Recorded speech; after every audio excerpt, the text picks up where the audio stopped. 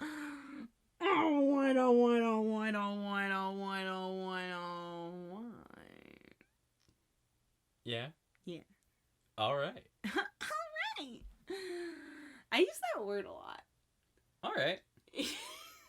I was like paying attention to the words that I use when I'm like listening back to these and like editing them and stuff. And alright and yeah. Two major. And I mean like I'm the queen of the so. Ooh. So. Alright. I like to say I think I use so a lot too. I don't think I use it as much as alright and yeah. I'm a big verbal back channeler, so I do notice that a lot of time when you're like talking for a while, there's just me being like, yeah. I'm a big fan of the like chiming in with that. I do that one too. I like to. Yes. Hello. Hey yo, hey yo, hey yo. So we're ready to start the second half of this show. That's right. We are on episode 9? Yes. This episode, I feel, we spent the last 8 episodes climbing to the top of the roller coaster hill, and now it's about to go down. Bum, bum, bum. So as far as predictions go, I'm going to try to be more realistic than I have been. Aw, I don't think it was not realistic. I think it was just hopeful. Yeah, no, I was very much like Eun. I was following my heart's desires. Yeah. But, Did you just call her Eun? Eun. Just one hand? Just one. But, I'm very... I've been thinking about it, and I'm so curious what Han Seong has to say. Ooh. Because this whole time I've been writing him off, this whole time I've been like, what an asshole. And it's like, what he says next is the most important it's ever been. And for once, I'm looking forward to the 2-minute cutaways where we get to see Yuju and Han Seong. Man. Do you have, do you want to make predictions for the Han Gyul Eun story, or do you want to leave it as... Oh no, I predict we're going to be in stasis with that, where, like, it's going to be a lot of montage. How many episodes do you think we're going to be... You know, I'm going to go with worst case scenario. Okay. I'm going to go 4. I'm going to guess a full third of this show. Oh my gosh, that we're just kind of like... It's just going to be them, like, in emotional stasis, and then eventually realizing they can't ignore their feelings. And then the last 4 is going to be, like... Inciting incident. Oh no, we have our feelings. Oh, it's resolved in 2 episodes, and we spend the last episode confronting something else that pops up. Oh. Story structure, whatever. Do you think that, in the time that they're, like, dancing around, do you think the story is going to, like, give them things and plot points to play with, or do you think we're just gonna kind of focus more on, like, the Han Seong Yuju side and like the family side, you know, the grandma side, that kind of stuff, the CB side? We have the side stories to build up, but it's going to be an Apples situation from earlier. Okay. Where, much like in real life, these 2 people who are avoiding their emotions are going to immerse themselves in their work and the problems that arise from that. Okay. Alright. Interesting predictions. Well, with that on the board... Wow, a lot less hopeful than last time. I feel like we went from, like, really hopeful prediction to just kind of like, ugh. It's weird because I went from thinking of this show as this fantastical thing to these very real-world applicable problems. Yeah. And I kind of just want to see them be talked about. Well, I guess if you give yourself a lower point, then maybe that means that we'll go up. We'll see. Even though I was just like, oh yeah, we're at the top of the roller. Maybe we'll hit the loop-de-loop in episode 10. Oh yeah, woo! Alright, well, with that all said and done, Rooney, let's go and watch episode 9, Rooney. 9 Rooney. Yeah. I like it. Okay, let's do it. Let's do it. Hey, I'm Kara, and I love rom-coms. Hey, I'm Jaren, and I love the complete written works of Jules Verne. Ah. Hey, but you know what we both love? Hot drinks and hot boys. And this is... Just Kiss Already. You know, truthfully, I don't even know how much of this like pre-podcast talk that we do ends up in the episode. It's very like I listen, and at some point it just feels like a natural progression into just like talking Okay. about the actual show. Awesome. But it's good. Mm. Usually it hits around the like righty Rooney, Or right and shooty, right around the Rooney. Oh man. It's turning me into a bit of a cougher. Yeah. Yeah, like I'm all coffee all the time. Like Welcome I'm to like Coffee some kind of Prince? coffee prince. I was like, oh man, it's like it's just the same, but I guess the spelling's a little different. So instead of coffee like Coffee, it's coffee like Coughy. Yeah, exactly. Welcome to Coffee Prince. Anyway, we watched episode 9, and boy howdy, wasn't it fun, Jared? I didn't think it would be possible to be less fun than the last episode. Aren't you but- having a great time? So this is like, listen.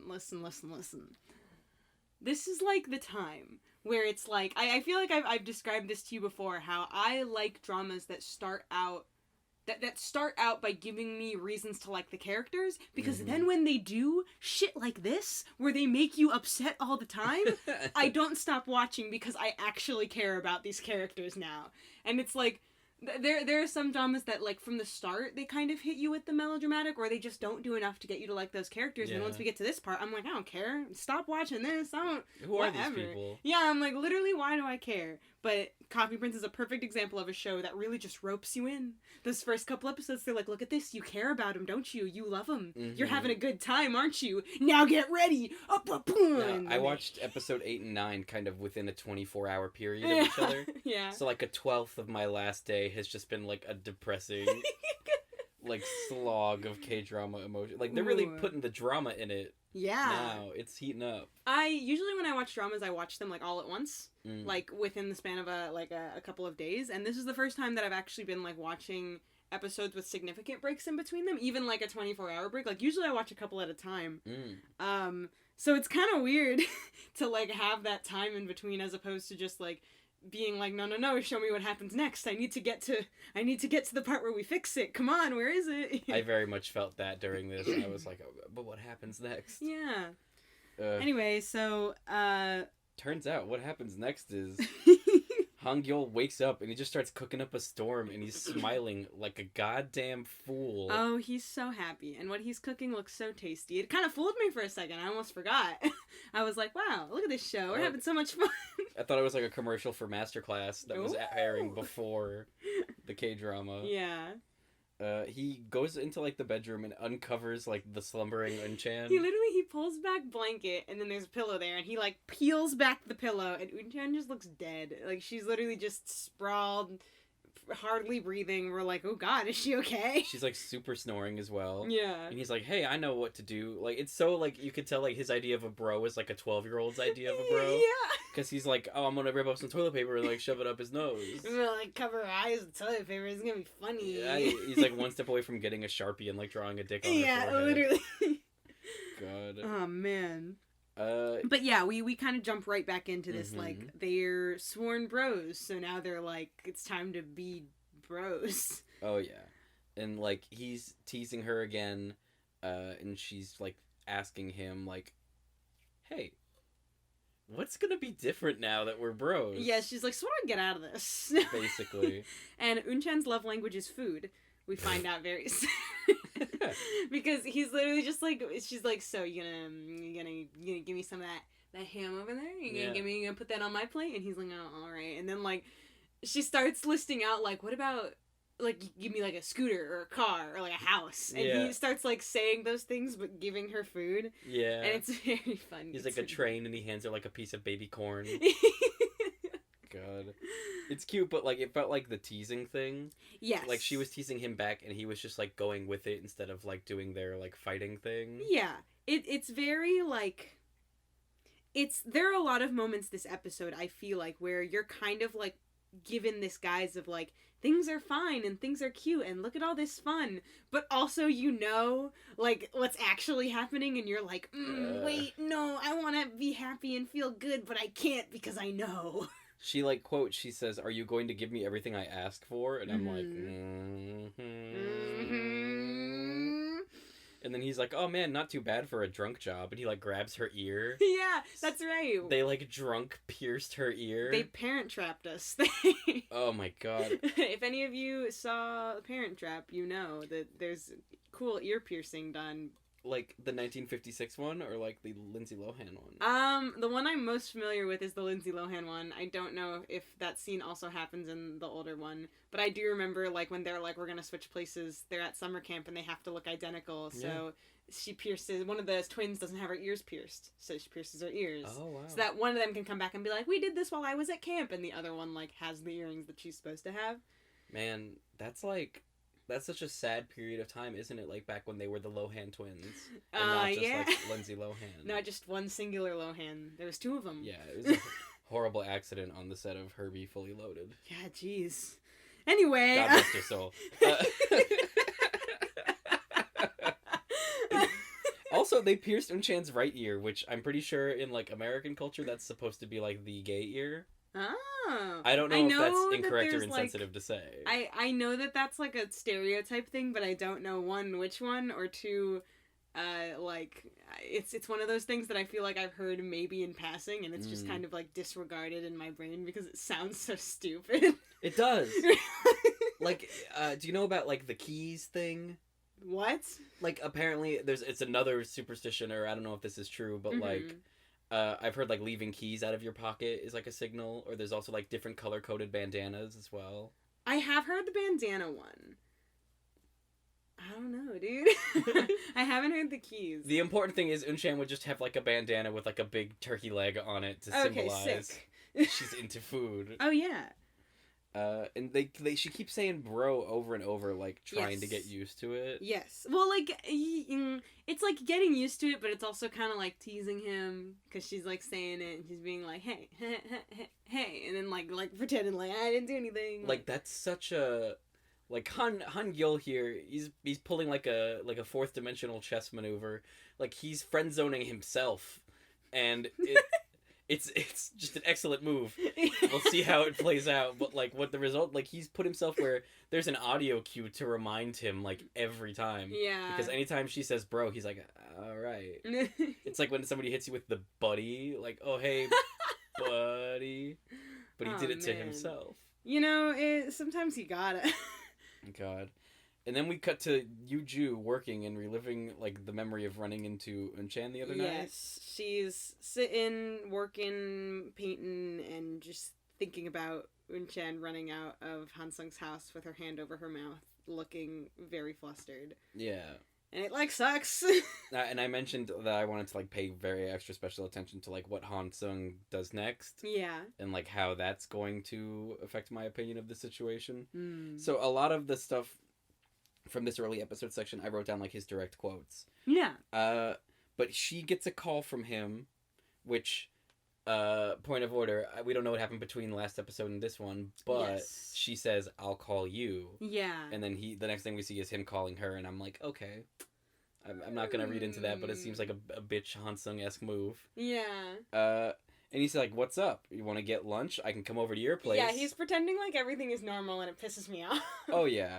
I think my favorite part, honestly, is when she's like, no, I don't want it. And he's like, so are you avoiding me? And she's like, yeah. I'm busy. I can't cancel it. It's like, yes, Han Seong, she's avoiding you. What did you think was going to happen? And he says, I'll wait. Call me whenever. You dumb stupid. And I'm like, she told you she would. Like... awkward. Yeah, Han Seong is an idiot. And we cut to Coffee Prince, gratefully. Yes. Get us out of there. And he's like, oh, yeah. Eun-chan's like, check for table 7, bro. Yeah. And then, like, Han Gyul's like, yeah, sure thing, bro. And Ha-rim looks over like raising his hand, like he thought he was the one who was bro. Yeah. But he was not. That's right. Ha-rim is like, hey, wait, but he's not, wait. And then Seung-gi to Eun-chan is like, y'all together? Yeah. And she's like, of course not. I'm a boy, remember? Sungi is like, good. Kind of like you guys are dating. And Unchan is like, dude. And then Seung-gi says some cool shit. He's like, yeah. it doesn't really matter if you're attracted to him as a person.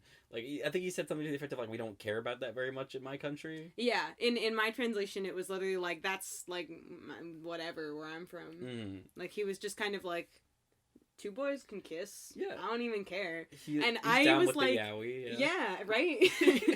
And it's interesting to me that I feel like Seung-gi was introduced into this, and he kind of had that, like, I don't care attitude, but he was also, like, very portrayed as, like, just, like, moody and, like, whatever. Mm. And he's kind of, like, slowly becoming the realist character. Yeah. He's, like, the only one who's just kind of, like, actually real. Than Yuju. When you say realist, do you mean, like, the most grounded, or do you mean, like, he is a realist? I meant, like, real EST. Like, he's the most like, existing. realist. Okay, yeah. But not, like, most existing. Like, he's the most grounded, I guess. I would say Mr. Hong is a realist, and that CB is a surrealist because he lives in a dream world. Yeah. So... Oh, God. Oh, CB. Charlie Brown, boy, what... And then Seung-gi dispenses that wisdom. He's like, it doesn't really matter if you're attracted to him as a person. Also, when are you cleaning my place? Yeah. And she's like, no, I'll clean it, I swear. And he's like, when? And she's like, Thursday. And he's like, good. And then he, like, starts giggling, and she's like, oh, do you think this is funny? And he says, like, my favorite thing ever. I want to use this so often. Where he goes, yeah. Of course. Do you think this is sad? I very much wrote down, because... This is, I mean, like, I know it's not the first time, but this is, like, one of the first moments where I feel like we're seeing Seung-gi, like, genuinely grinning.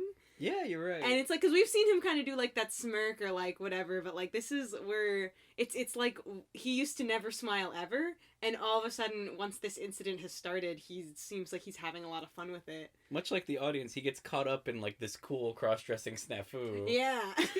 He's just kind of having a good time with it. Yes, so CB actually recognizes Han Gyul's earring in Eun-chan's ear. Yes, he's like, hey, wait a minute. Yeah. And Eun-chan is like, no, it's mine. Whatever. Harum starts, like, teasing Han Gyul about, like, oh, I thought I was your bro. Like, oh, your grandma, you gonna disinherit me, and I've known you for longer. I'm gonna get money from your family. And then Han Gyul just very seriously goes, get back to work. Like, there's, like, no joking in him. Yeah. But Han Gyul also, like, kind of diverts responsibility. He's like, yeah, my grandma wanted me to, like, make him my bro. Yes, he does very much. Even though we all know that it was 100% Han Gyul's decision, he says, like, oh, well, you know, my grandma, like, thought he was, like, cute or whatever, and, like, so I guess, you know, I might as well... adopt him. Even the paperwork's all right there on my desk. Yeah, my earring is in his ear. It's technically, he's my property. Oh my God. He works for me, and he stays at my house, and I put toilet paper on his face. I don't like this. I want to go back. Yeah, that seems like the weird financial domination aspect gets worse every episode. Yeah. Uh-oh. So... Anyway. Seung-gi is like, Harim, can't you see that they're dating? Oh my God, yeah. And they like each other, and Mr. He's Hong like, steps Harim, in. get a clue, you stupid idiot. Mm-hmm. And Harim is like, what? Hey, whoa, what? And then Mr. Hong steps in, and he's like, guys, they're boys. That would be weird. Knock it off. He's like, stop Yeah, it's not happening. Like... Oh my God. And then Yuju calls Eun-chan, and they go to, like, a Cece's Pizza, but only for dessert bread. Okay, yes. This is important. Because Yuju calls Eun-chan, but this is also after everything happened. Mm-hmm. So Yuju calls up Eun-chan and is essentially like, hey, I wanted to talk to you. And this scene is very good for me. I don't know if it was good for you, but it was good for me. I want to hear what you have to say about it. Okay. And I'll show you what I wrote down. So... Yuju calls up Eun-chan after this whole thing, and she's like, hey, let's talk, let's meet. And yes, they meet at this, like, cool pastry buffet, and they just, like, get a bunch of pastries, and they get some drinks. And, they talk, not necessarily, like, immediately jumping into everything at hand, but Yuju kind of, first and foremost, asks Eun-chan, like, hey, like, how do you, like, you tell me, like, what's going on with you. And Eun admits to Yuju and tells her that, yes, like, I used to have feelings for Han Seong, and she was like, but when I, one, found out that he was in a relationship, and two, found out that, like, you were dating him, she was like, that was when I decided that I shouldn't anymore. And she was like, and now I no longer like him. And Yuju kind of hits her with, like, so do you like Han Gyul? And she's like, yeah. Yeah. And Chen's like, I already like someone else. And Yuju's like, it's Han Gyul. And she's like, no, it's not. Yes, it is. Mm-hmm. Like, ooh. And the conversation kind of ends, I feel like, earlier than I would have liked it to, because Eun does make that comment that's like, don't mind me. And Yuju says, okay, I won't. And then it kind of ends. But I did think that it was good to, one, see that, I mean, like, we know that Yuju is an adult and that she's, like, good. And that she just kind of, like, handles things well. Mm-hmm. So it was good to, one, see her talking to Eun and at least just kind of, like, seeing her and checking in on her, even if they didn't explicitly talk about what happened. I was glad that at least something happened. Yes, like they have this older sister connection. Yes. And it was nice to see that Yuju is being considerate of, like, the other person. Mm-hmm. And then after that... Especially knowing that she's younger. Oh, yeah, totally. Yeah. Han Gyul and Harim are talking about whether or not he likes Eun. And Harim is, like, speaking up on behalf of the workers because he's like, look... this is uncomfortable for all of us, so whatever y'all are gonna do, you better just do it. It's interesting because, yeah, but Harim is also being very much like, hey, listen, don't be gay. Really? Yeah, I don't know, maybe our translations were different, but yeah, mine was pretty much, he was basically being like, boys don't date boys, whatever. Really? Like, yeah. Oh my god, I don't think I got any of that. What did you get? He was just kind of, like, talking about, like, it's hard to work with y'all when you won't stop, like, teasing each other. Mm-hmm. Stuff like that. And then he ends up talking about, like, his dad. Mm-hmm. And he's saying, like, my dad doesn't approve of me squandering all my med school stuff, haha. Yeah. And it's like, did we know that before? That he just, like, went to med school, but he's like, no, I'm gonna do this other stuff instead. When they had that, it was like I think they went for breakfast or dinner or some kind of meal. Mm-hmm. And it was Harim, Han Gyul, and Eun it was vaguely referenced that Harim's family works in some kind of doctor, surgery, something, and that Harim does not want to be Didn't they use the word, like, butcher or something? Like, it was... Yeah, no, it was they said something vague, and Eun was like, oh, are you a butcher? Right. And he was like, haha, yeah, sure. Ooh. But it was like, we kind of, the context was there for us to figure out. Cool. I'm wondering if they were dropping that in this episode because someone's going to get hurt and he's going to have to, like, do some doctor-y stuff. Ah. So I like knowing that that's in the background. So if anybody gets hurt, as long as they get hurt around Harim, it's fine. Just in case. Yeah.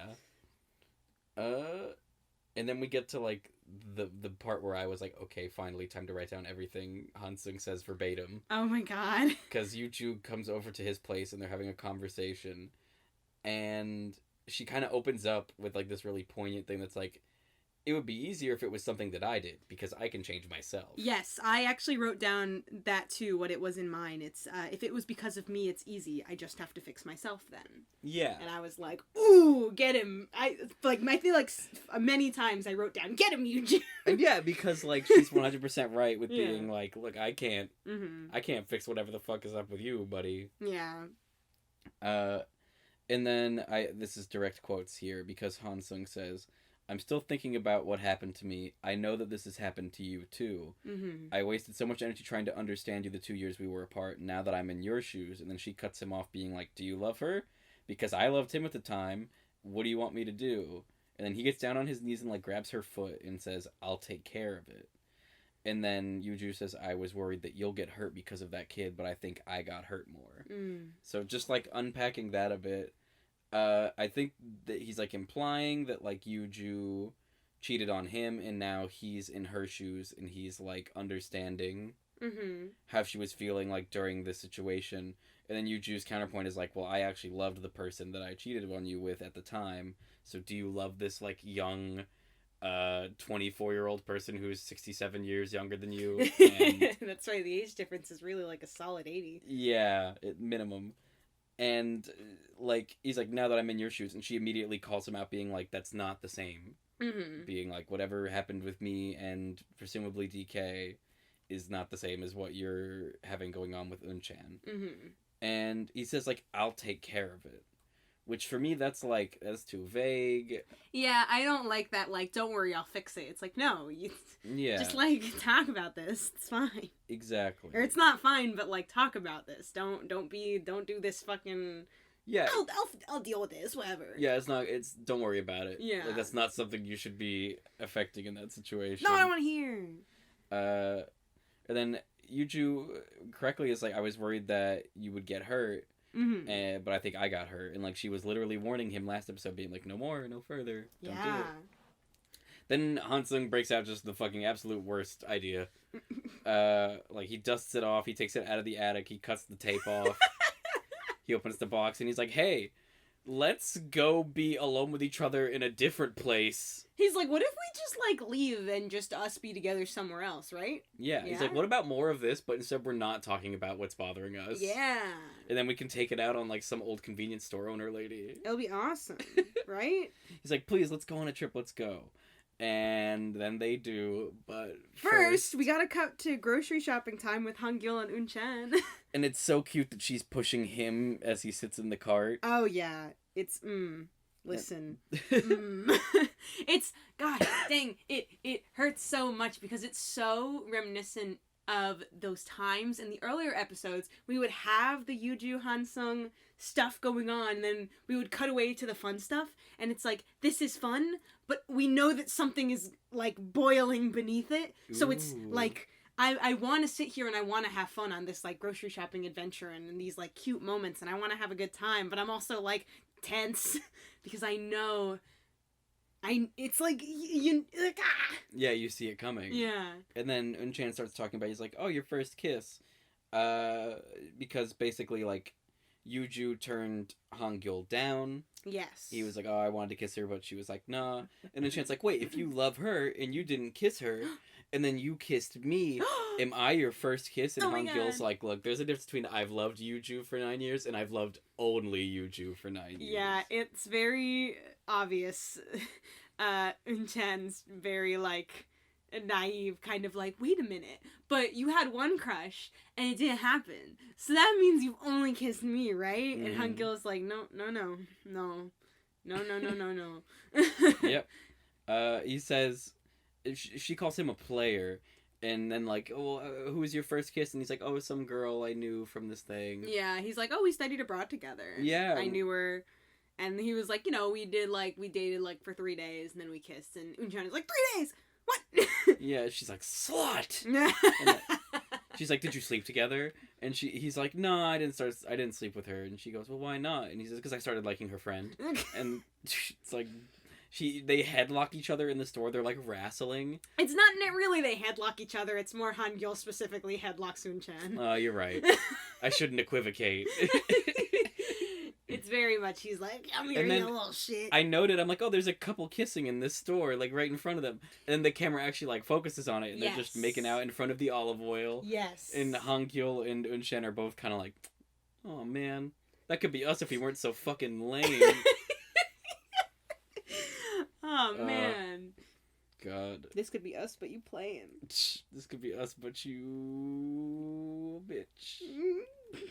The employees are back at Coffee Prince talking about the concert. Yes. Oh my gosh. And CB, all he wants is whatever his instrument is, he just wants it to be big. He's like, big drum. Cool. Big trumpet. Yes. Big, just big. And Unchan is like, alright, shut up. Stop it. Listen. Yeah, Harim suggests, like, dancing instead of performing an instrument. Yes, because they raise a very valid point that's like, why should we do something so grand but badly when we could do something easier and better? And they're like, yeah, you know, what if we do, like, dance or, like, karaoke? Like, all of these things could be fun and, like, good. And Han Gyul's like, no! I said you're going to be a band, so you're going to be a band. He's like, I want a boy band! He's trying to make the transition from coffee store manager to, like, idol group manager. Yeah, he's really hoping that he can just get, like, a cool, like, K-pop boy band out of this. He's like, it'll happen. I love CB and Eun are like, oh, we could do boxing or like Shurem or whatever. Yeah, they're like, what if we display our strength? Yeah, and Shurem is like Korean folk wrestling from the 4th century. So real fucking old. And it's just so funny that they're like, oh, we gotta do martial strength as opposed to creative endeavors. Oh, man. So then it's time to clean the house. Oh, one sec. I wanted to throw in this quote. Please. Because CB asks flat out, he's like, do you like being his bro?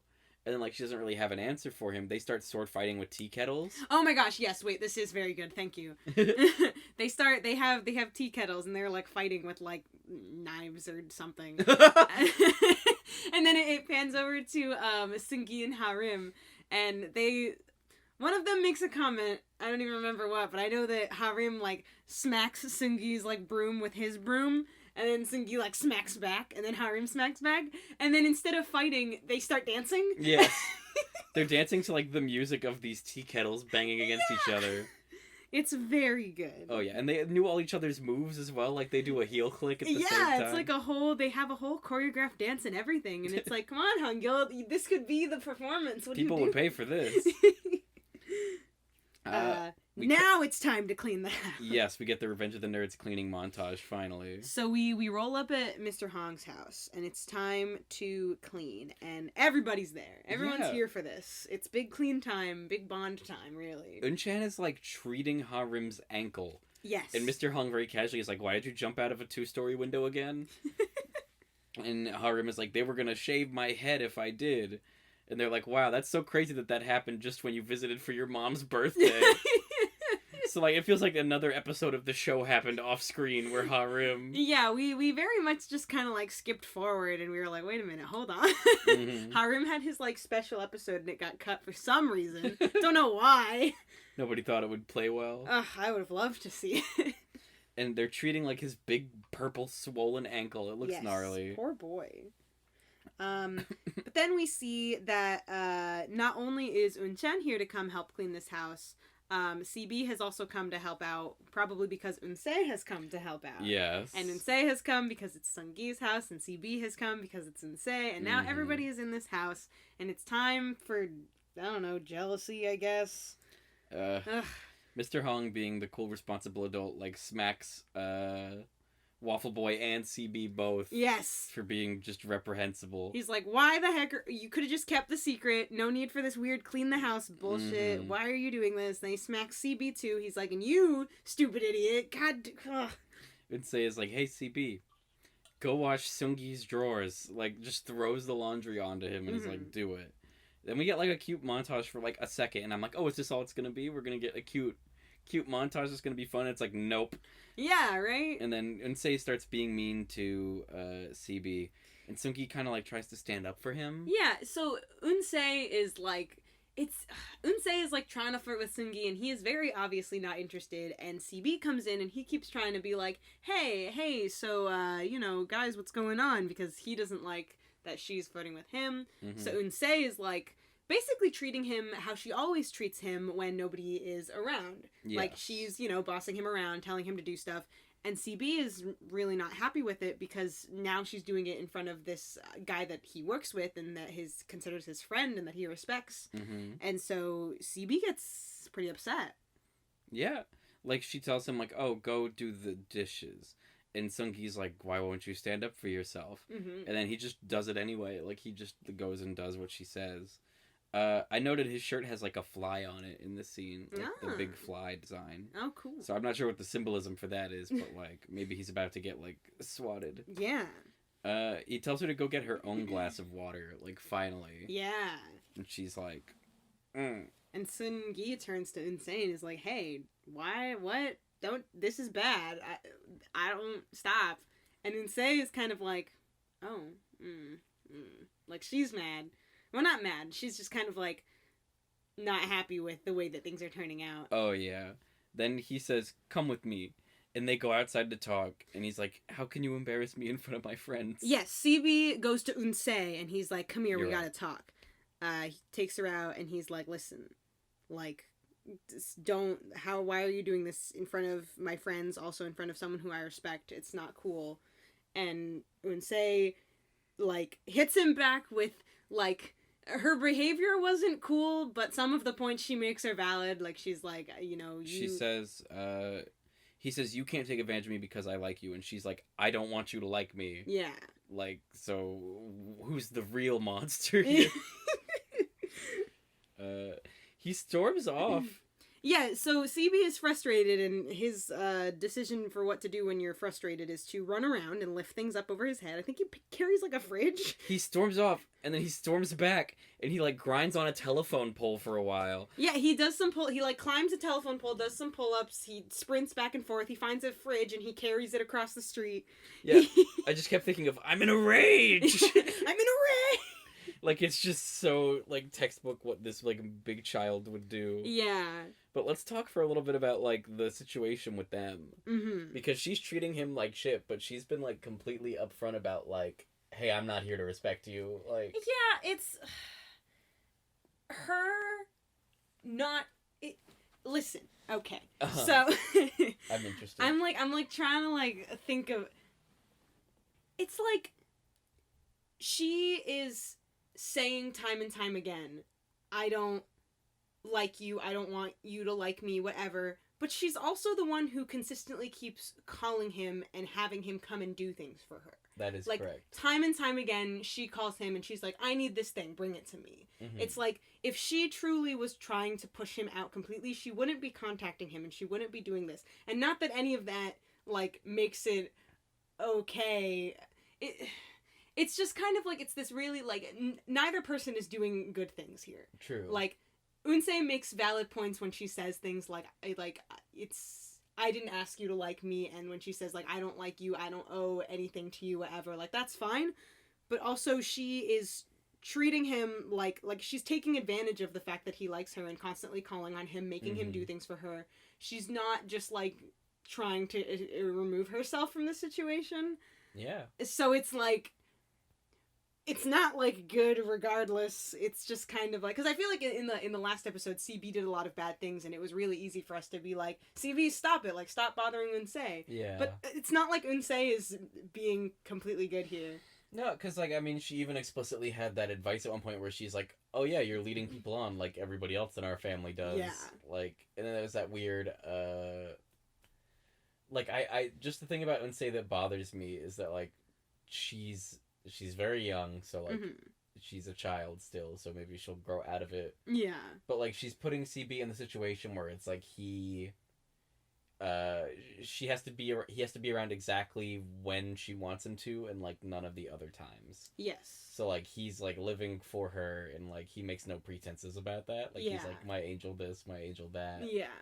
And I just wish he would, like, just, like, fucking block her. Right? You know, like, just, like, don't come when you're called, dude. Yeah, that's true. We can't forget the fact that they are both just, like, high schoolers, and they're doing dumb high school stuff. Exactly, even like, though he looks like he's 30. Like... Yeah. If this was just, like, a high school drama, I would probably be like, ah, yes, classic high school dumb stuff. But because it's, like, paralleled by this, like... especially, like, considering the Han Seong, like, Yoo relationship that we see at the same time as this. It's really hard not to consider what's going on here and, like, take it as, like, hey, stop it. When, yeah, they are kind of like dumb kids. They, like, exist for us to be like, well, it could always be worse. Like, we could take all of Han Seong and Yoo problems and combine them with the fact that they're teenagers. Oh, and, my like... God. God. Yeah. So we have this, like, kind of confrontation kind of deal because CB, for the first time, just brought on by this situation of being treated the way that he's always treated, but now it's in front of people that he doesn't want to see him being treated that way. And then Eun Sae has also been confronted by somebody, like, you know, this is the first time that anybody has told her, like, hey, treating him like that is not okay, when Seung-gi literally told someone that because, like, I'm sure Eun Chan has probably, like, said something, but she's like, whatever, you're my older sister. And it's like, Seung-gi is somebody that she likes and that she wants to look good for, and now he's being like, hey, you can't do that. She's like, hey, wait. So I think hopefully, well, I mean, I say I think, but I'll keep it vague for you. maybe we'll see. Who knows?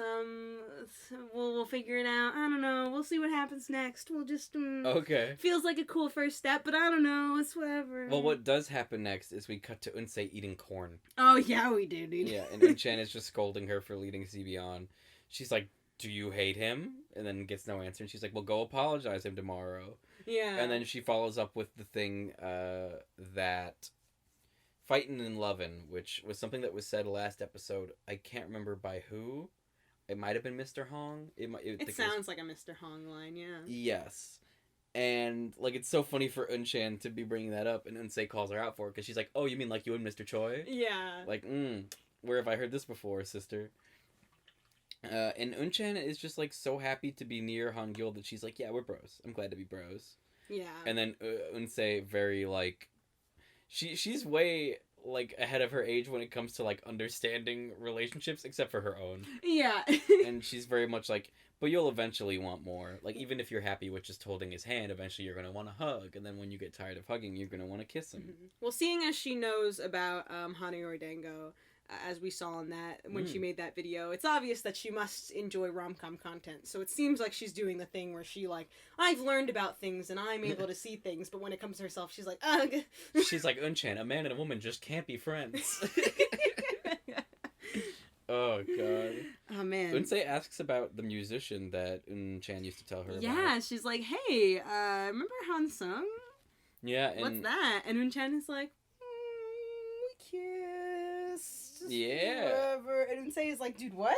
Mm-hmm. And she's like, puss, it's nothing. But I'm not into him. Not into him.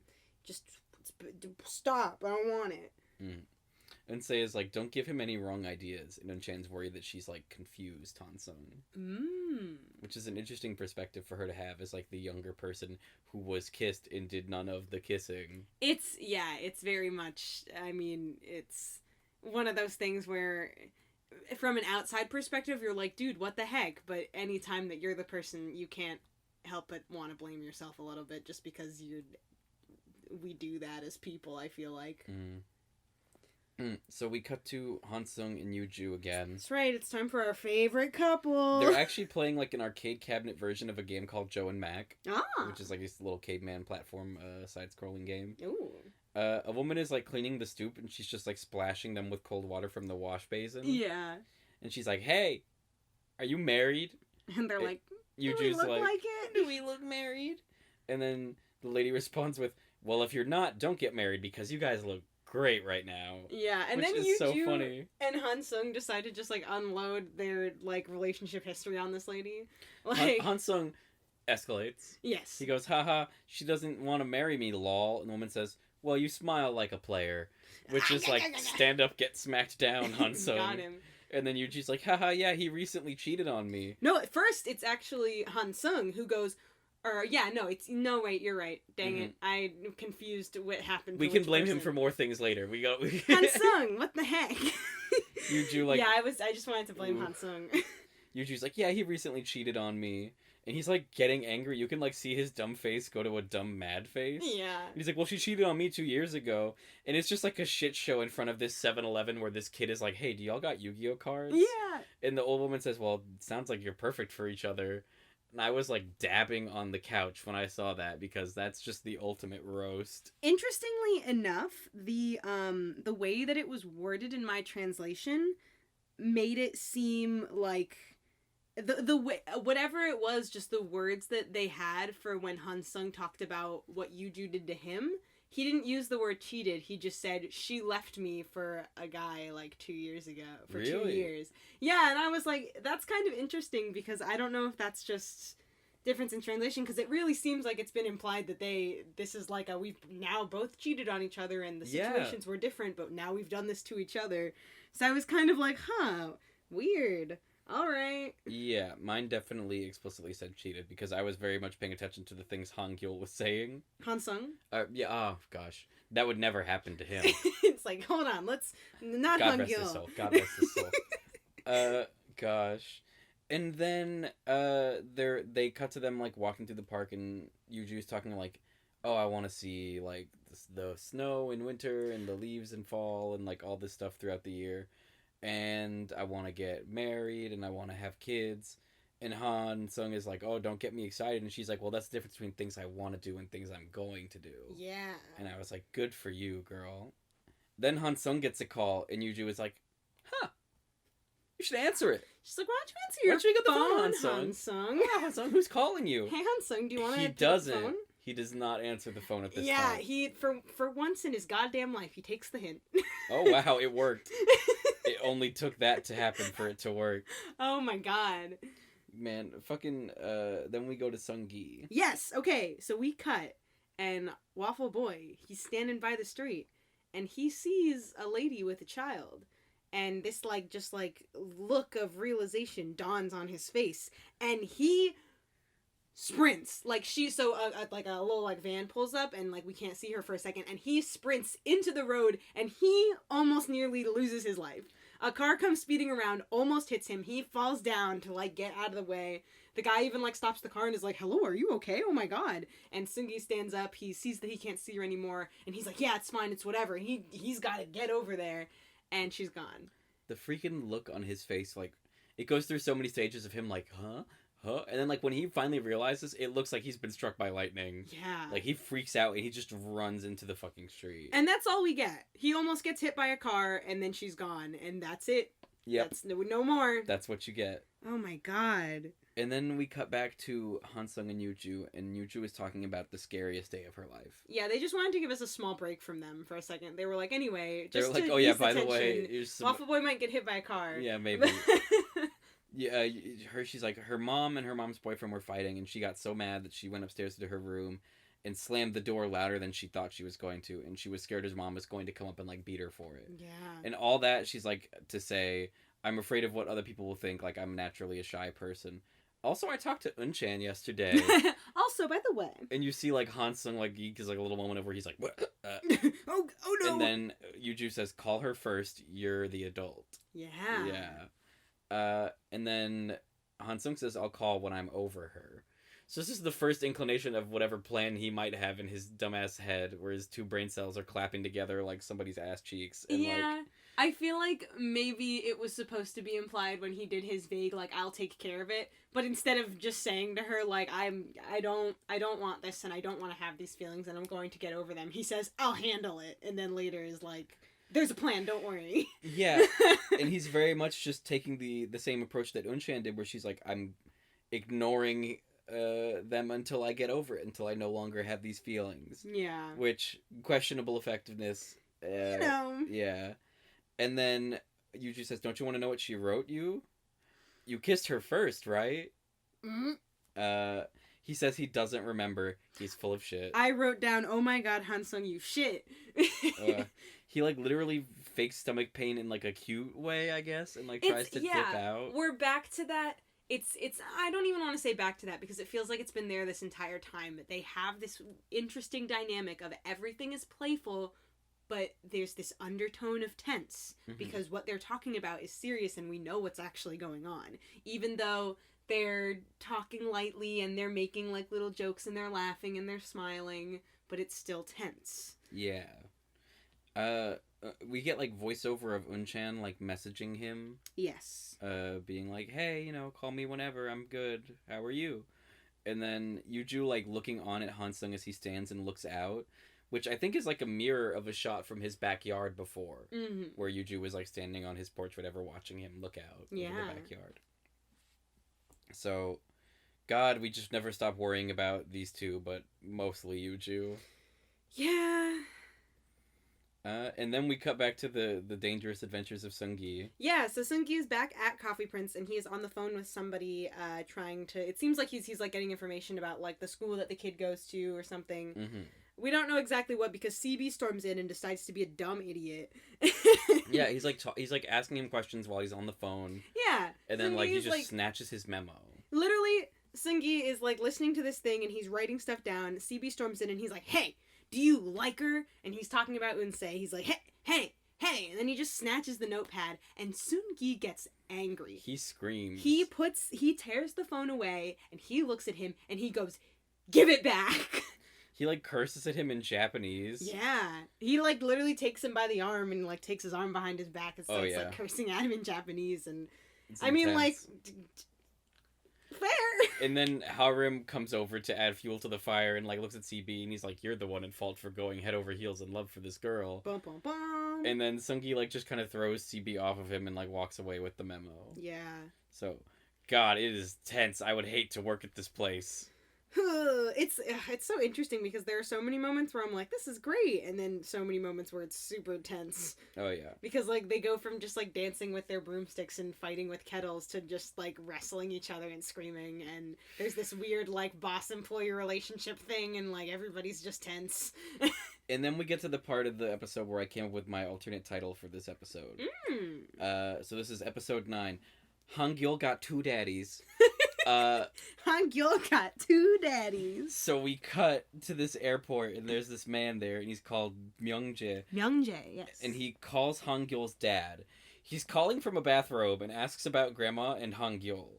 And, like, since he's wearing a bathrobe, it's fair to say that this man's dick is out. Oh, no, the plot is progressing. The plot is progressing yet again. Wow, it's been so long since we've had a dick out.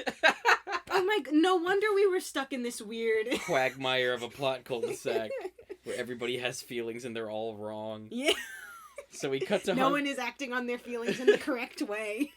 We cut to Han Gyul having a meal with Dad, which is like, wow, he's having a drink with his dad. That's the second time in his entire life, and it's within like a week of each other. Mm-hmm. And Dad's like, hey, you can have a little bit of wine. Yeah, I'm gonna pour you a little bit of wine. And he's like, hey, if Mom doesn't know that I know how I was born, then, like, don't tell her I know. Yeah. And that's, like, a little hard, like, thing to swallow, kind of. Him being like, hey, I'd rather love my mom and, like, let her live in ignorance of the fact that I know. Mm-hmm.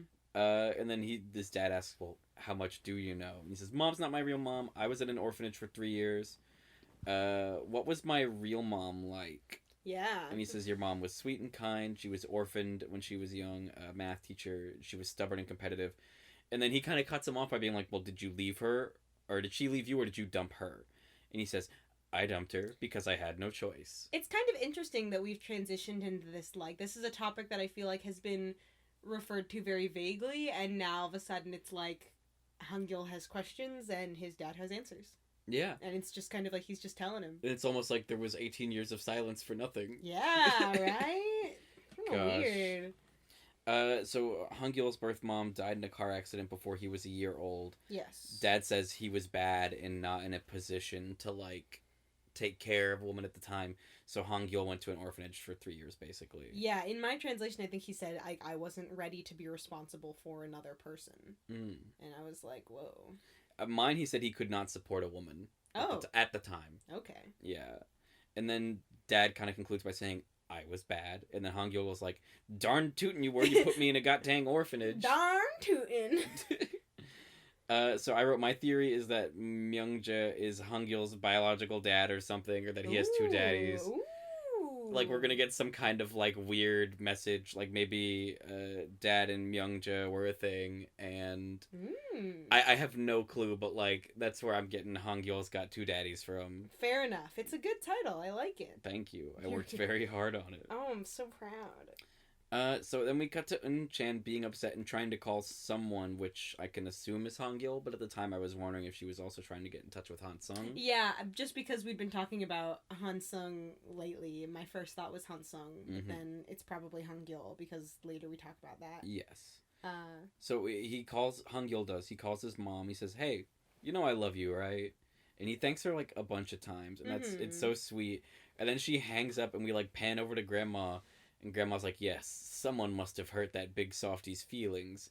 And then Grandma goes, good job. And then we cut to, like, Dad, who's also on the couch during that entire phone call. Yeah. And it very much felt like this weird, like, villain reveal where we see, like, oh no, double agent. Very. Grandma and Mom already know. Oh my god. So, like, yeah, because I figured that was a roundabout way of, like, the mom knowing that Han Gyul knows.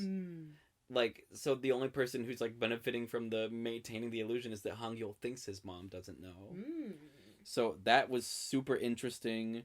Grandma's like, it's better for you to be the bad guy. Yeah. And we can't let Han Gyul meet Myung-jae. And Dad says, I think you should meet him. And Mom immediately is like, no, this is why I hate you. Yeah. Yeah. Oh God, like holy shit.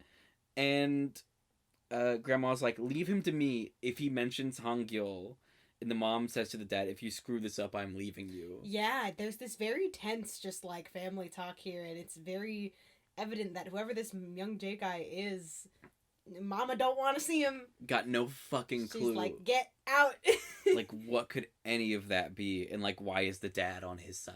Mm-hmm. Like, so Ooh. Han Gyul calls his bro, and he's like outside her place, and she wakes up and answers the phone, and she's like, "Where are you?" And he's like, "I don't know. Where am I?" Yeah. Oh, also really quick, I just want to say, before this scene happened, I got an ad, and this is not related to Coffee Prince at all. But in this ad, there are these two kids, and they're playing Connect 4, and they had many examples of more than 4 colors connected in a line, and I was like, kids, the Connect 4 game is over. You don't have to keep playing. It's time for a new round. Game over. You lose. Good day, sir. But anyway, yeah, that happened. So then... Wow, that's like much like an ad. Yeah. It just kind of comes in when you least expect it. It just panned over, and I was like, there's like Kids. 5 reds in a row here. You guys are done. The game has ended. They were playing Connect 1. Yeah.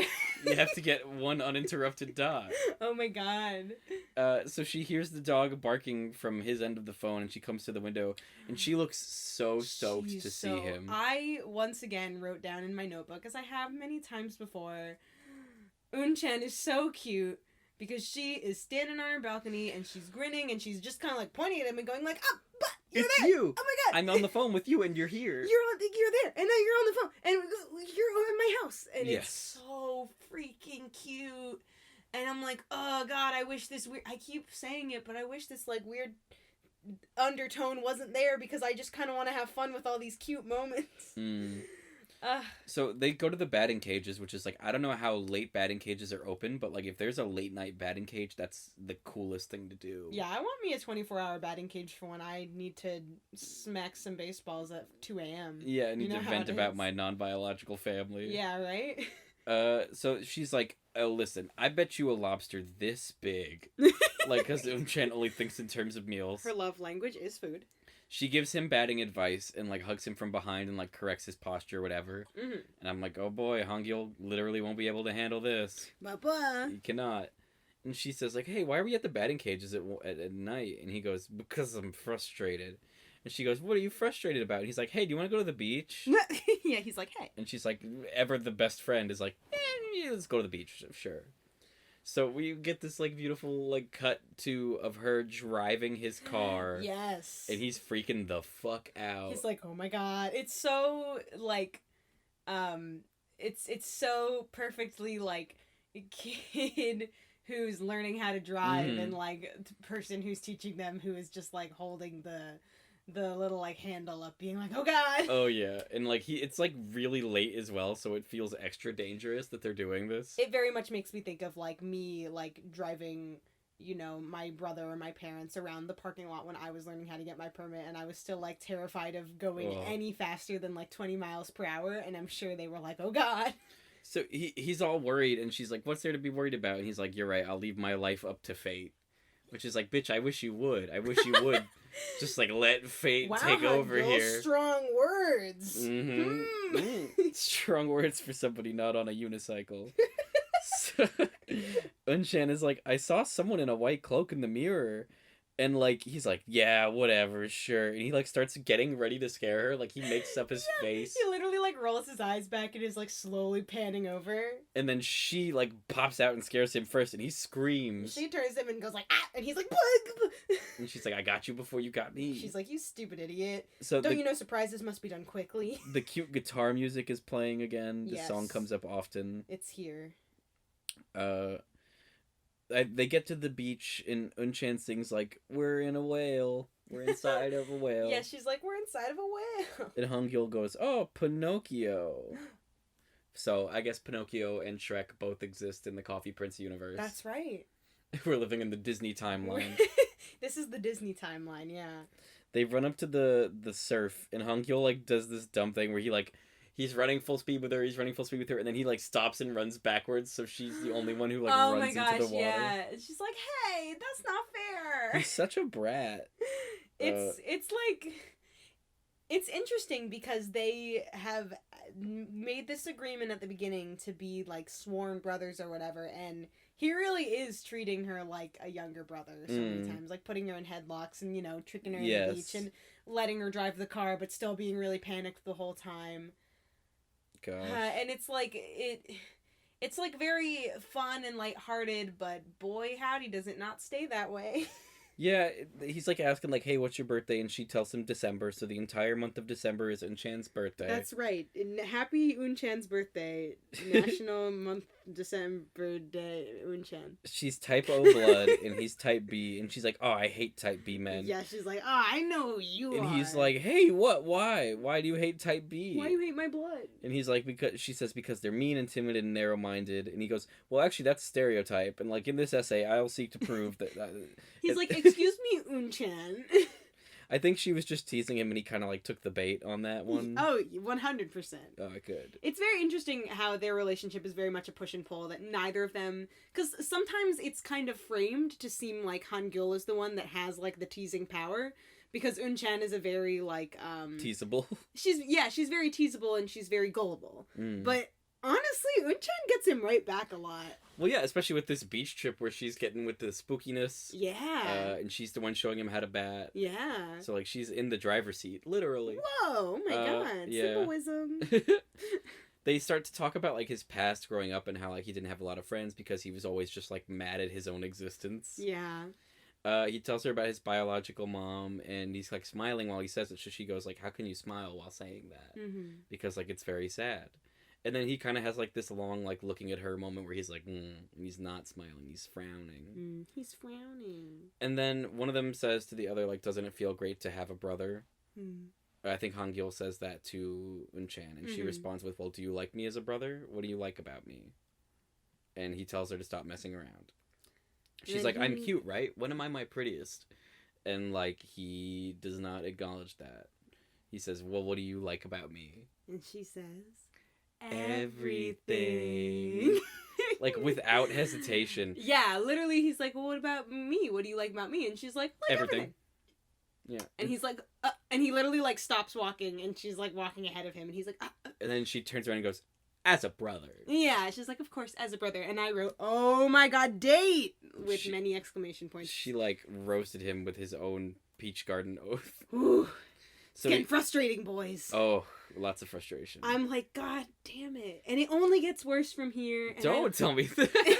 No, I mean in this episode. Oh, no, not you're for right. the future. You're very right. Literally 2 seconds later, it's like, oh my god.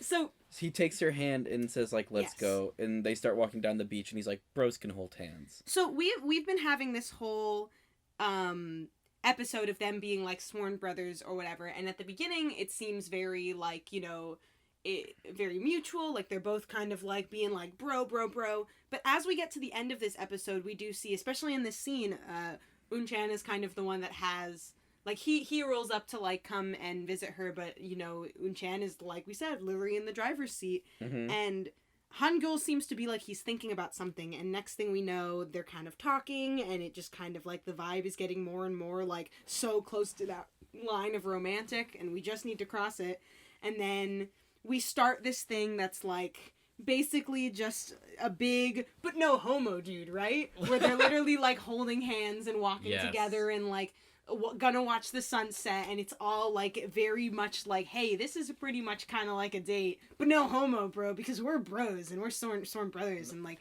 brothers can hold hands, it's like, whatever, like, brothers can freaking kiss, it's fine, brothers can just, like, cuddle, like... The interesting thing for me is, during this, because when they held hands, I was immediately like, oh, is Eun-chan gonna realize, like Eun Sae said, like, once you hold hands, you're gonna want to hug, and when you hug, you're gonna want to kiss. Yeah. But it's very much, it's that for Han Gyul. Yeah. He's the one who can't handle, like, his own arrangement. Because Eun-chan is literally, like, I think she understands her feelings more to the point where she's like, I just want to be around him. Yeah, she's basically kind of like, whatever he's, like, willing to let me have here, then I'm good. Yeah, like, she'll take what she's given, as weird as that is to say. Yeah. But she's not the one who's, like, asking for more. Yeah. And Han Gyul is, like, struggling with himself because he's the one who's going to be having to, like, cross those boundaries and, like, go forward. And it's he very sees much that like and he, like, freaks out. Yeah. He wants more, but he's afraid of that.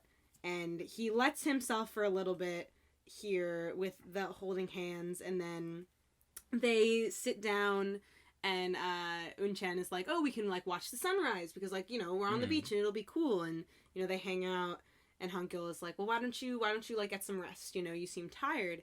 And Eun Sae kind of, like, is like, okay. And then she rests her head on his lap. And she's like, this is cool, right? Because we're brothers. Yeah. And he's like, yeah. And he, like, takes off his little cardigan and he, like, gives her a little blankie. Yeah, and, like, her face during all this is insanely cute. Yes, she's so happy. There's so much of, like, the acting in this show. It's just, like, there's emotions, and then there's moments when the emotions hit the actors. Yeah. And, like, you just see it hit them, especially with Eun Sae in the scene where she's like, oh. I literally I am looking down at my notes and I just see, y'all like each other. Han Gyul, dude, ask her out. Mm-hmm. Guys, come on, talk to her. God damn it. So they talk and they're like, oh, even though we have work tomorrow, like, I want to stay and watch the sunrise, says Eun Sae. And he's like, okay, but, like, you should take a quick nappy nap. Nappy nap. So that's why she's, like, curling up on him and he's gonna, like, stay awake, I guess. Yeah. So he tucks her in a little bit with the shirt, and then he, like, starts moving to, like, spoon her. Yeah, so they have this, like, laying on the lap, and then later we kind of transition, and it's, like, Eun Sae is laying on her side, and Han Gyul is, like, chilling there.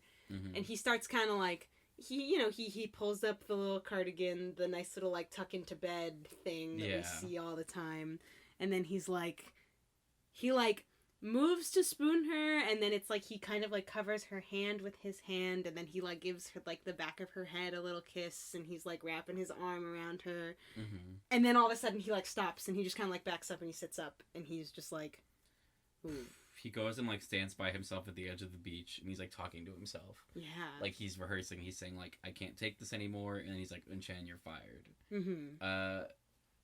We don't get to see them see the sunrise. They return home, and she's, like, asleep in the car, looking like a little E.T. with his cardigan on. And Eun Sae texts her, and we get, like, voiceover of the text where Eun Sae is saying, like, Mom is ready to kill you. Yeah, it's like, Mom... I think mine literally said, like, Mom is sharpening the knife. Oh, my God. I was like, ah! Han Gyul is like, I can't be bros anymore. And she's like, lol, whatever, nerd. See ya. Yeah, she's like, haha, you're always being like this, whatever. And just leaves. And she tries to, like, wave goodbye to him, and he just pulls out, goes away. And then it's the next morning. Eun Sae, like, runs by Mr. Koo. Yeah. And Mr. Koo shows up and is like, why are you avoiding my calls? To Ji-hyung, the Eun Sae and Eun Sae's mom. Yes. He's like, I need an answer about this proposal. And Mom is like, literally says, been there, done that. Yeah. Forget it. And he's like, is it Mr. Hong? And she's like, no. Yeah, she's like, no. What the heck? And then Eun Sae comes through, like, the slider and is like, oh, hey, Dong-suk called. Which, we haven't heard that name in years. Yeah, it's been so long. That's the guy who gave her the ring way early on that she lost. The woman. What? Yeah. Dong-suk is a woman? Yeah. Whoa! It's because Eun Sae uses like the like honorific for her. And really? It's, and yeah. Oh my god, I never noticed. Yeah. Well, I never would have noticed. Oh well. That's so cool. Yeah, I guess I just kind of assumed it was like love interest or whatever because it was literally giving like this fancy since she ring. just has like a million. And yeah. I think she was holding on to the ring for this. Yeah. Oh, that makes sense. Yeah, that's why yeah. it's such a big deal about losing it. Yeah. Okay, well, it's better context. Till we did it. Mm-hmm. And then she leaves to go answer that call. Yes, and now it's time for the next day at Coffee Prince. Just another fun day at Coffee Prince. So Eun Sae is there super early. She's cleaning, doing all kinds of stuff, making sure the place is ready for the day. And she's watching as people come in. So she sees like Seung-ki come in and like Ha-rim, and she sees CB come in a little late. And Mr. Hong is like, "Why are you late?" and like kicks him in the butt. And she's just kind of like, we can tell that she's waiting for it to be Han Gyul. Like she's like, oh yes. man, oh man. So Han Gyul pulls up and like she's like, "Good morning," and he ignores her like a bitch. He literally just like walks past her, and we're like, "I wrote Han Gyul talk to her." Follows her all the way up to the roof, where they had their big hug moment so long ago, and she's like, did I do something wrong? And he says, listen, I told you you were out. And she's like, why? Yeah. And he says, I'll cancel your debt, but you don't work here. Don't ever come here again. And she's like, come on, you do this whenever you're angry. Just talk to me. Yeah, she's like, dude, what? Can we just, like, talk about this? Can we skip the fighting part and just go back to the part where we make up and we're friends again? She's like, what? She's so beyond his bullshit. She's like, she opened her third eye. I even wrote here, get him, Eun-chan. Yeah, she says, I'm not leaving. And he's like, then I'll leave. And she's like, what? She's like, you wanted this. Yeah, she's like, what the heck? You're the one who said that we should do this. And he says, that's just who I am. And she says, you've gotta be kidding. Like, I've never been more with a character than with Eun-chan being like, bro. Like, dude, what? Are you for real right now? He says, I don't like you anymore, which implies you did before, haha. I got him. You got him. Roasted. And she says, you'll change your mind again. And it's like, she calls him fickle, and it's like... Yeah, it's true, because he tries to use that, like, fickleness and be like, this is just who I am. I changed my mind. I don't like you anymore. And she kind of, like, throws it right back at him, being like, all right, well, you'll like me later, because that's what you do, right? Mm-hmm. And then she says, you don't like me. Why? Because you love me? And then, like, he doesn't even answer that. He just says, is this easy for you? Because it's very hard for him. Yeah. Which goes back to what you were saying earlier about Han Gyul just can't accept himself as gay, I guess. Yeah. That's where all the turmoil's coming from right now. Seems like it. I think there's also part of it that's kind of like, he recently has made this acceptance. That's not the right way to say that. He recently was like, oh, maybe I'll do what my mom and my grandma want and, like, settle down with, like, this nice lady. So, aside from just being gay, he's like, this is not the person that I'm, like, I can't. I mean, the gay part is a big part. It's not good for the family. Yeah, right? I gotcha. He wants to make Granny happy. Yeah. But also, yeah, he's just like, I can't be gay. Oh my god, dude. Also, his shirt in this sequence, I thought, like, he got out of the car. I thought, like, a shit ton of pens exploded in his pocket or something. Oh no! Because there's just these big ink blotches, but it's part of the design, I guess. It's just like a cool fashion. He gets in his car and he leaves, and then we get to see him, like, actually, like, hard crying as he drives away. Yeah. Which is, like, I don't remember a time where we've seen Han Gyul, like, actually just, like, tears streaming. It's very, to Eun-chan, he was like, whatever, I don't like you, and we need to stop this, but actually it's like, this sucks for him, and he's just, God, talk to her! Yep. Then Mr. Koo rolls up. Yes. And he's like, hey! Mr. Hong! Mr. Hong! What's the deal with you and my sweet lady who I love? And Mr. Hong is just so done with it. He's, like, watering his plants. Yeah. He takes out his phone, he's like, hey, Ji-hyung, I'm not interested in you. Are you interested in me? And then he, like, puts the phone up to Mr. Koo's ear. She's like, no, I'm not. She's God, like, no, stop. What? Of course not. You stupid. Whatever. And Mr. Koo is immediately relieved, and then also he's like, bro, help me out. Now I don't know why we can't be together. I thought it was you. Help me fight this unknown enemy. Be the bridge to my love. Oh my god. And Mr. Hong says, get out of here. Yeah, he's like, literally, dude, just leave me alone. Leave her alone. Go away. He sprays them with water. Eun-chan is, like, sadly making coffee. Yes. CB is sad. And Han Gyul is sad. There's this just, like, sad... Like, everyone is sad, and then Han Gyul is playing indoor basketball like an idiot. What do like, literally, like, I wrote that he was probably pissing his neighbors off a lot. Oh, yeah. He has, like, roof access on whatever apartment thing he lives in. Yeah. And he's just dribbling a basketball on his floor at night. There's, like, a sad cleaning montage in Coffee Prince, and then back to Han Gyul, but now he's just, like, destroying his house. Mm-hmm. Like, he's now playing, like, aggressive basketball, and he's just, like, throwing stuff. Like, they show him cleaning, and then they show him wrecking the place. Yeah. It's so funny. He texts Ha-Rim at some point to be like, hey, I take care of the cafe while I'm gone. Mm-hmm. And then Chan's like, maybe he's sick. And then Mr. Hong, once people kind of leave, he's like, when are you going to tell him? Yeah. And she's like, nah. And he goes, you're all full of shit. Mr. Hong is like, so you gonna, tell him? Mm-hmm. And Eun-chan is like, and Mr. Hong is like, Like, we get voiceover of her being like, come back to work, Mr. Choi. And she redraws, like, the menu behind the counter in chalk.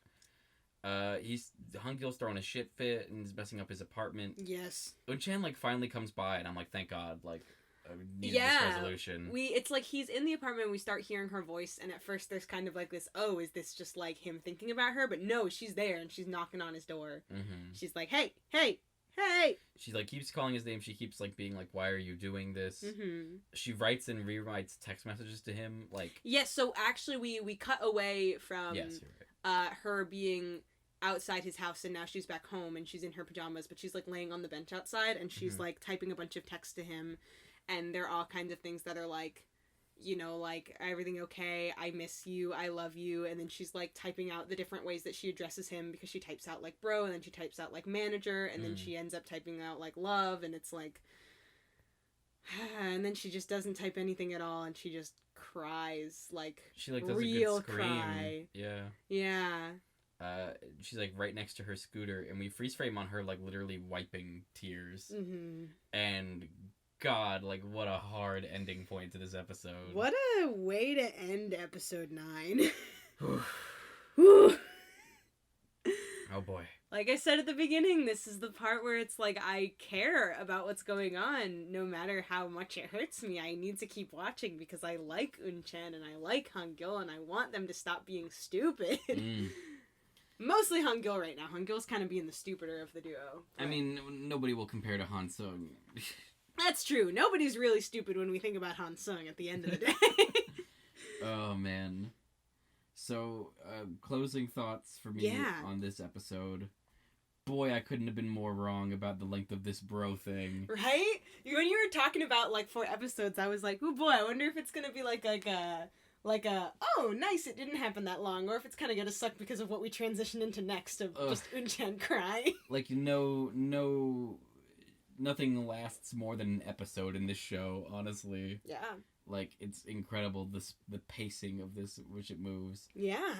And, like, gosh, we literally got 30-40 seconds of Seung-gi in this, but it's like, oh, possibly the woman he recognizes and the child, like, could be his. Yeah, we keep getting, like, very, very just brief flashes of his story. Like, we're never given just, like, a significant chunk. It's always, like, maybe a like, 1-minute scene, and it's, like, happening in the background. Yeah. And, just, like, thematically for this episode, like, we have more clarity about Yuju and Han Seong, and it does seem like, okay, maybe Yuju cheated in the past, and they're going to try and, like, work through this thing with Eun Chan. Yeah. Which, like, that's a good ending, I think. Not an ending, because we're only on episode 9 of, like, 16. Of course. But, I mean, like, I'm at least glad to see that, like, these two adults are able to, like, talk about this problem. Yeah. Especially given, like, their past history, potentially. Yeah. And working through it, because the first thing Han Seong says is he's like, I understand how you were feeling now. And, like, he doesn't say it because he's not very articulate, but he's like, obviously then he would know how Yuju is feeling, but he doesn't really, like, tell her what she needs to hear. Yeah. He, like, minimizes what he's done by not admitting that, like, yeah, I kissed her, not the other way around. He's, like, anxious and scared when she's like, yeah, I talked to Eun Chan. Yeah. And it's just, like, again, it feels like Yuju is trying to be better in the situation. Like, she's always the one who's doing all the work, because, like, she wanted this relationship to be back on. She understood that there was, like, a bridge to cross or whatever because of what she'd done, and they worked that out. And then she was upfront about, like, hey, don't get any closer to Eun Chan. Yeah. And it could not have been clearer the entire way.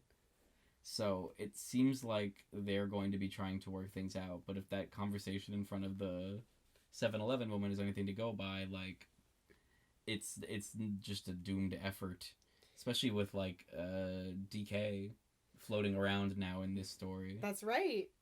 He is around. Like, it's interesting because there's, for me, it's like Eun Chan is the primary protagonist, and then Han Gyul, but then right after that for me is Yuju. Yeah. Because I'm very much like, she's the one who seems mature, she's the one who seems like she knows what she actually wants, but she's kind of surrounded by, like, these incompetent other characters, and I'm so curious to see the resolution of her arc and, like, what she learns as the more mature person and how she like, incorporates this into her life. In terms of, yeah, like, characters that I'm rooting for, it's, like, Eun right up there at the top, and then, like, Han Gyul not far behind, but then Yoo is right up there with them, honestly. Mm-hmm. I feel like I always forget, because she kind of, like, comes in, and it's, like, after we're introduced to, I don't know, it's, like, in this weird, interesting, like, oh, she was, like, gone, and they're not together, and then they get back together, and it's all, like, what? But then I'm always reminded that, yeah, I really want to see how things work out for her specifically.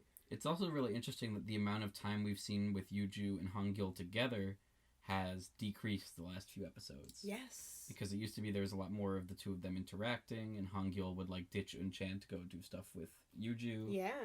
But now it's very much seeming like he's spending a lot more time with Eun up until, like, the part of this episode where he's like, I'm going to remove myself from the situation because I am the one who is not able to exist in this situation. Because, again, he says it's easy for Eun because all she wants is just to be close to him. Mm-hmm. But he doesn't understand what he wants, and he's not, like, prepared to ask for it. Like, yeah. There's a lot going on. Also, fuck Mr. Koo. Like, yeah, God, he's so silly, and it's like... I was making that list because I was like, oh wait, if Yoo third, then, like, Han Seong isn't even close. No. I gotta say more now. I'm interested in seeing how he handles this, but I'm interested in seeing how he handles it, but I wouldn't say that I'm necessarily, like, being like, come on, Han Seong, you can do it. Like, no. No, I'm not rooting for him, but I just want him to do the best thing that he can do in the situation, which is just to, like, be honest and, like, be a grown-up. Yeah. Man. And Mr. Koo doesn't even get, like, the CBU and say excuse of just being dumb teenagers. Like, he's one of the most grown men. He's one of the more adulty characters of all of them. He shouldn't be doing this stupid nonsense. And, like, I didn't even realize they were neighbors until he mentions it explicitly this episode. Yeah. Because, like, could you imagine having to live next to some guy who's just constantly, like, haranguing you the whole time? I mean, I lived in, like, a freshman dorm, so, you know. Ooh, zing. Where you just have to, like, live in a building. Oh, it's fantastic. It's awesome, yeah. Though I still had the excuse of being a dumb kid, so you know what? Mr. Koo, you still... Oh, man. Okay. Well, I guess that's all we've got for you guys today. I say that as though there, like, wasn't a lot, even though there was a lot from this episode. I feel exhausted. Yeah. I'm, like, tired after that one. Episode 9. Break out the wine. Good. We're not fine. Nothing is fine.